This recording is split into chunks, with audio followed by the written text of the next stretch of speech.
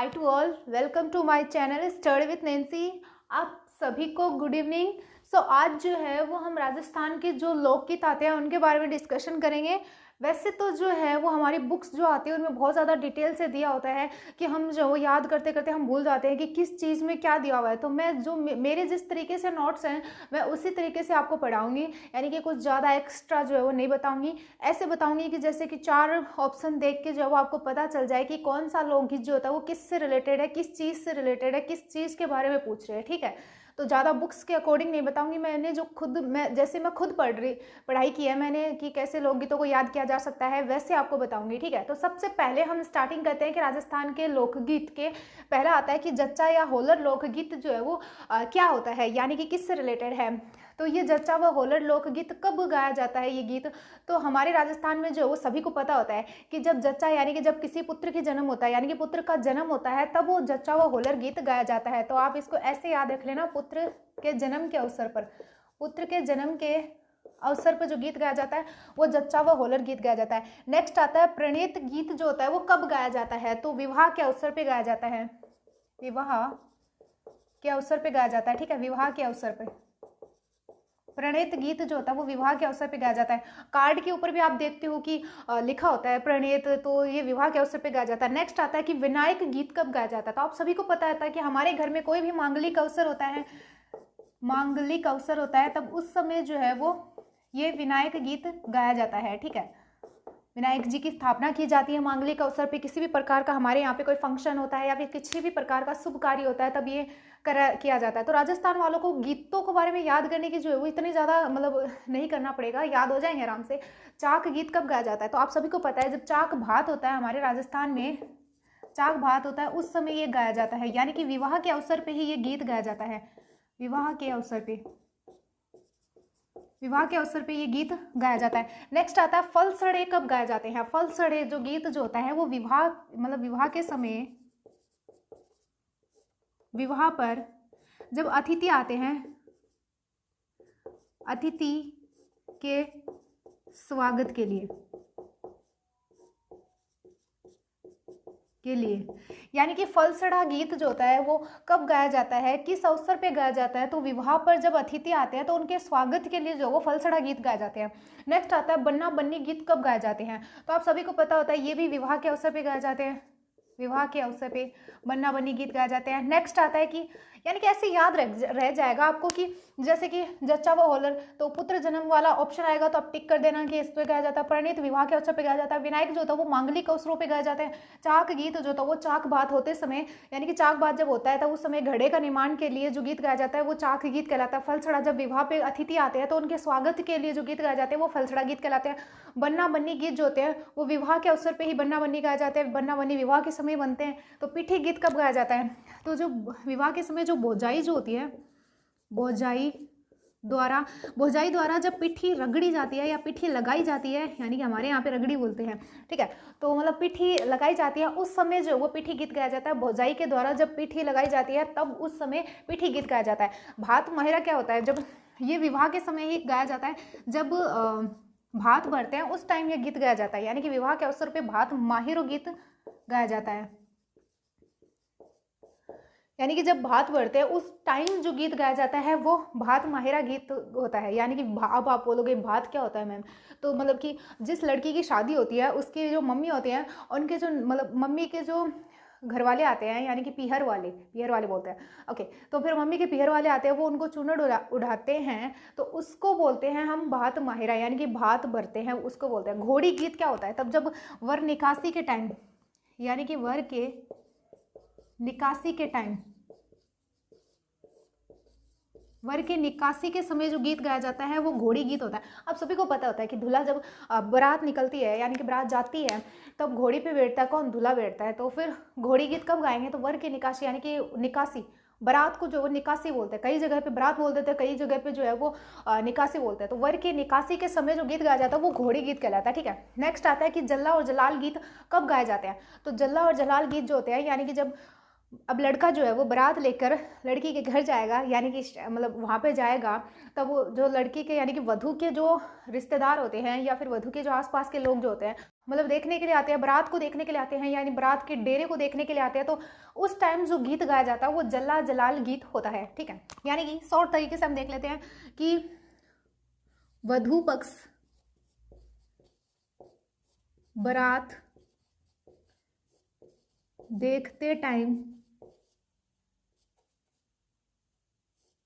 देखते समय जो गीत गाते हैं उसको बोलते हैं हम जला जलाल गीत।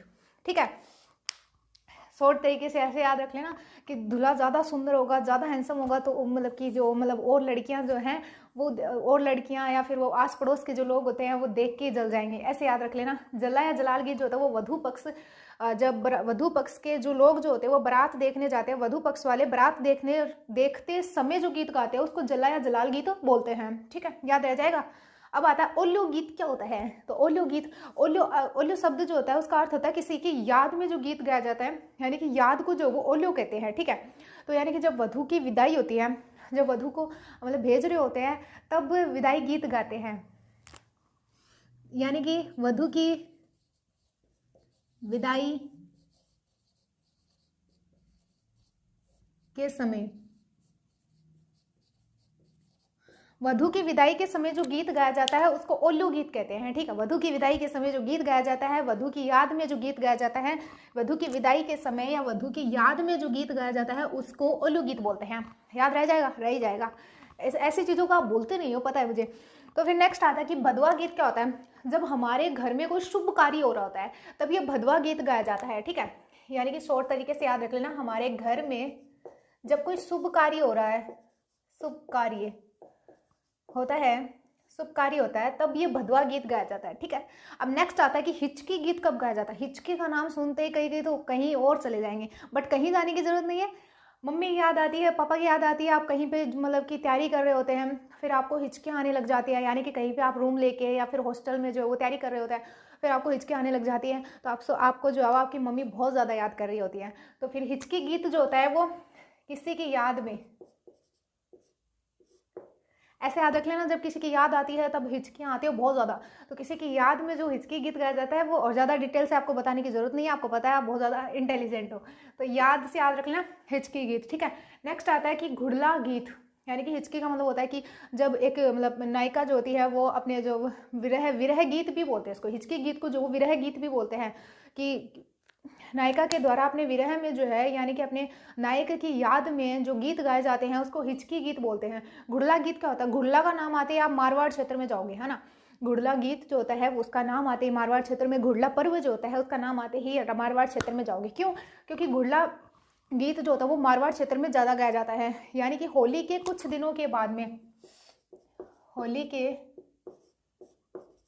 कुछ दिनों के बाद, यानी कि होली के कुछ दिनों के बाद जो है वो घुड़ला पर्व आता है। घुड़ला पर्व पे कन्याओं के द्वारा जो गीत गाया जाता है उसको हम क्या बोलते हैं, घुड़ला गीत बोलते हैं। नेक्स्ट आता है गोरबंद क्या होता है। तो गोरबंद जो होता है वो आप बोलोगे मैम ये तो ऊँट का आभूषण भी होता है, सही कहा, राइट राइट राइट, यानी कि ऊँट के गले का आभूषण जो होता है वो गोरबंद भी होता है, और गोरबंद एक गीत भी होता है। ठीक है, तो आपको याद रख लेना है कि हमारे जो शेखावाटी क्षेत्र जो आता है, मतलब हमारा शेखावाटी क्षेत्र और मारवाड़ क्षेत्र में जो है वो गोरबंद गीत ज़्यादा गाते हैं। ठीक है, गोरबंद गीत ज़्यादा गाते हैं। नेक्स्ट आता है कि कांगसिया गीत क्या होता है। कांगसिया जो होता है एक श्रृंगारिक मतलब श्रृंगारिक चीज़ होती है, श्रृंगारिक गीत होता है, यानी कि कांगसिया जो होता है वो श्रृंगार के मतलब श्रृंगार के चीज़ों में ही आता है। कांगसिया 16 श्रृंगारिक चीज़ें जो होती है हमारी उसमें ही जो वो कांगसिया आता है। तो कांगसिया गीत जो होता है वो गणगौर के अवसर पर गाया जाता है, गणगौर के अवसर पे जो है वो कांगसिया गीत गाया जाता है। अब आपको याद कैसे करने है वो भी बता देंगे आपको, डोंट वरी। अब आता है कि नेक्स्ट कुरंजा गीत जो होता है वो कब गाया जाता है। तो कुरंजा जो होता है एक पक्षी होता है। ठीक है, जब मतलब नायिका जो होती है वो अपने मतलब नायक जो होता है वो कहीं विदेश में काम कर रहे होते हैं या फिर अपने जो है वो जॉब कर रहे होते हैं, तब उनकी नायिका को जब उनकी याद आती है तब वो कुरंजा पक्षी को जो है वो उनके याद पत्र जो होते हैं यानी कि संदेश पत्र जो होते हैं, लव लेटर्स जो होते हैं, वो भेजते हैं कि उनको जो है वो मेरी याद आ रही है, मतलब मुझे जो उनकी याद आ रही है, ऐसे जो होते हैं वो कुरंजा गीत बोलते हैं उसको, ठीक है। मतलब कुरंजा पक्षी आता है, उस पक्षी को माध्यम बना के उस पक्षी को संबोधित करके जो गीत गाए जाते हैं वो कुरंजा गीत होते हैं। ये एक विरह गीत होता है, विरह गीत। नेक्स्ट आता है कि ये हिचकी जो होता है वो भी एक विरह गीत होता है, ऐसे याद रख लेना, विरह गीत, ठीक है। अगला आता है चिरमी गीत। चिरमी गीत क्या होता है, एक चिरमी पौधा आता है, उस चिरमी पौधे को संबोधित करते हुए जो ये गीत गाया जाता है, चिरमी गीत। तो संबोधित करते हुए कैसे कि मतलब वधू जो होती है वो अपने ससुराल में अपने पीहर पक्ष अपने भाई या अपने पापा जी का जो वो वेट कर रही होती हैं, तब मतलब कि उनको ले जाने के लिए उनका मतलब उनके लिए जो वो गीत गाती हैं, उनकी प्रतीक्षा कर रही होती है वो ससुराल में बैठे बैठे। तो वो चिरमी जो पौधा जो आता है उसको संबोधित करके बात मतलब संबोधित करके जो है वो उनकी प्रतीक्षा करती है, उनके लिए गीत गाती है, चिरमी गीत। तो वधू द्वारा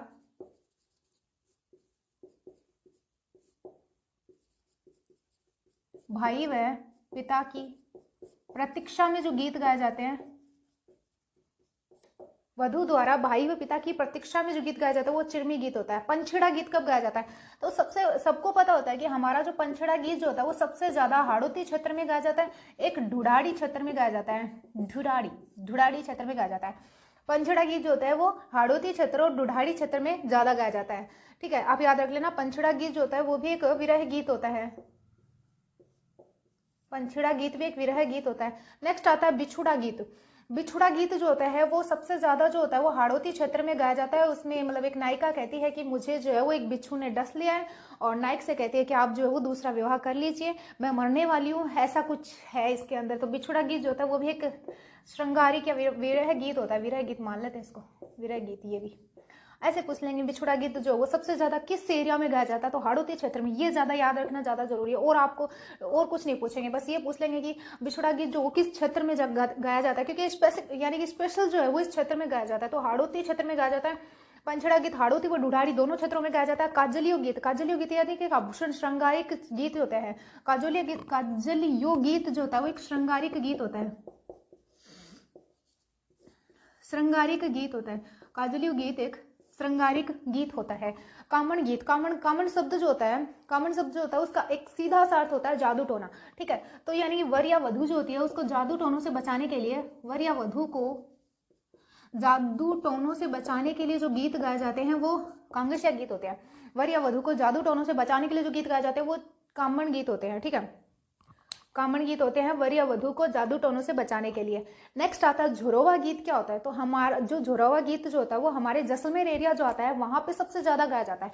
वहां पे नायिका जो होती है वो अपने नायक की विरह में जो ये गीत गाती है, झुरवा गीत। तो झुरवा गीत भी अवश्य बात एक विरह गीत हो गया, पर आपको ऐसे याद रख लेना है कि ये जैसलमेर में सबसे ज्यादा गाया जाता है, जैसलमेर में सबसे ज्यादा ये गीत गाया जाता है झुरवा गीत। और नायिका जो होती है नायक के विरह में ये गीत गाती है। नेक्स्ट आता है हरजिस गीत। तो हरजिस गीत जो होते हैं वो ये होता है कि ये एक भक्ति गीत होते हैं। हरजिस गीत भक्ति गीत होते हैं क्योंकि ये भगवान राम और श्री कृष्ण जी के जो है वो भक्ति गीत होते हैं। और हरजिस गीत जो होते हैं वो हमारे शेखावाटी क्षेत्र में किसी की मृत्यु के उपरांत यानी कि मृत्यु के बाद में जो वो हरजिस गीत गाए जाते हैं। तो आपको इस तरफ कितना याद रख लेना है कि शेखावाटी क्षेत्र में